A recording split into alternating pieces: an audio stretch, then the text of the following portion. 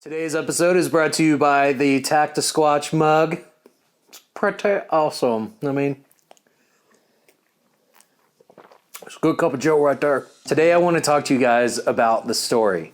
And truthfully, not really a story, just the story. And as funny as it is, I hear it. I even posted it on my Instagram story. As funny as it is, though, I hear it all the time from camera review people. They're like, I want to talk to you about why gear doesn't matter and why story is king. And it's so funny because they're totally true. I love camera gear, so I'm all about camera gear. But it's true that the story is the king and the story is what moves people. And it's kind of funny, right before I recorded this, I'm really emotional right now because I just watched the movie I Still Believe. And I know Jeremy Camp is probably watching this video right now, but it's really funny because truthfully, before I saw that movie, I never really listened to Jeremy Camp stuff. I listened to it randomly, maybe once or twice in my life when I Still Believe came out, and when all these other songs came out, I would listen to them, but I never really got into Jeremy Camp until I watched I Still Believe. And I was like, man, it made me tear up. It was this amazing movie, and now I'm ready to download every single Jeremy Camp album there is on iTunes just because of that movie and how moving the story was and how incredible and how big God moved in his life to show him. It touches people when you have this big emotional story. Today, I'm talking about all this stuff because I think that a lot of us could feel like we might not have a story that's good enough, or a story that's good enough to get people's attention or to pull out emotions from people. And I want to tell you that that's totally a lie. I think that we all have a story that we can tell. Even if you think it's the most boring story in the entire world, I'm telling you, you can reach somebody with your story. And I want to say the first thing that the devil wants to do is make you believe that you don't have a story to tell somebody, that you don't have something behind you that's driving you, that's pushing you. That's what the devil wants, is for you to just do nothing, for you to just give up, and for you to not push towards God, and for you to not have a voice. And I think it's so important for us to know that we have a story to tell. We all have a story that means something to somebody, and we all have a way to connect with other people. For me, I thought it was kind of funny because growing up, I really didn't feel like I had that much of a story to tell. I went to church my whole life. I went on a missions trip in 2008, which was awesome. But other than that, I've helped in churches, I've interned, but I'm I don't know if I have this crazy big story. I wasn't Darth Vader or anything. I didn't turn to the light side. There was nothing crazy big that happened in my life, but I realized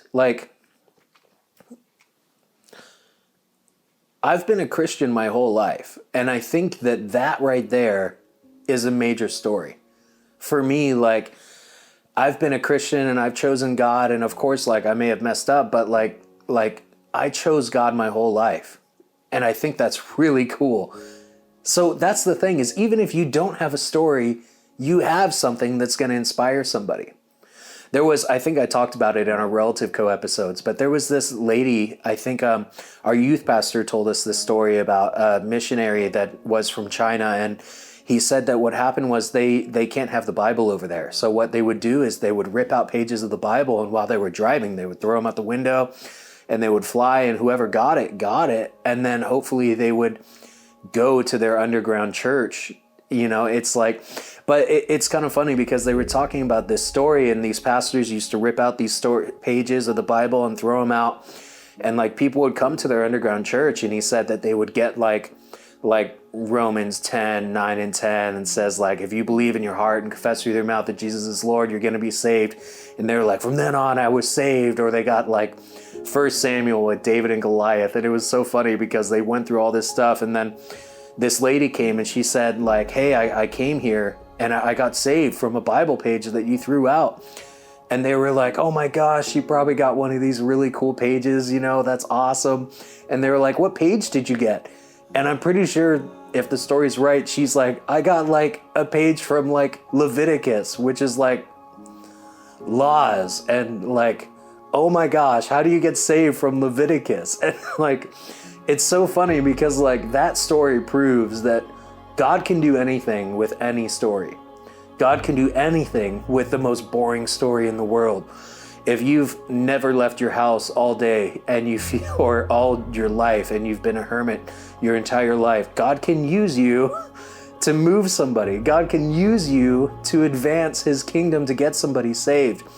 And that's the thing is, I want to encourage you guys to start talking about your story and start talking about God and start bringing up God in conversations, because we all have a way, whether we know it or not, to get God out there.